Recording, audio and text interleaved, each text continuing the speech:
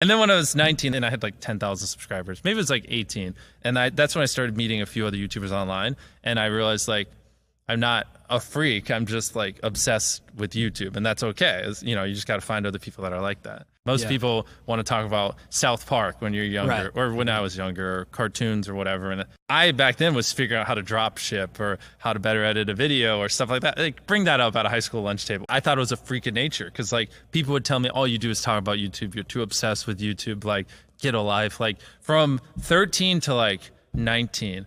I never met anyone who cared about YouTube, like not even an ounce. And so I was so untalkative. People thought like there was problems with me because I just wouldn't talk to anyone. Because all I would do is talk about YouTube.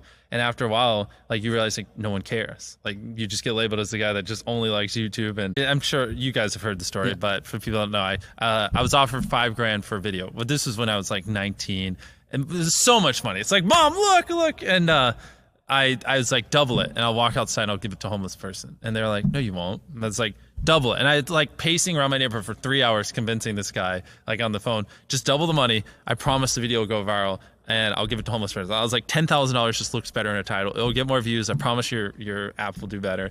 And I ended up getting $10,000 and then gave it away. And then I saved up for like half a year and I bought a computer. I the whole time I was like recording on my iPhone. So I was recording and editing on my iPhone when I first started, and then I got a microphone you could plug in, then I got a computer to edit on, and then after like 2 years of just filming on my phone, I had 100,000+ subscribers, but I still didn't have a camera because those things cost like $1,000, or I was stupid. I didn't realize you could buy like a G7X for $400. So then I bought a camera, and after that I bought monitors for my computer, and I just kept going and reinvesting. And then I tipped pizza delivery people $100, and then I tipped a homeless man $10,000, and then, you know, gave away cars, gave away houses. You know, as I started making the videos bigger and bigger and hiring people, and I got warehouses and studios, like you get so anchored down, like, well, you're just gonna relocate all your employees to LA and buy a studio space there that costs 10 times more.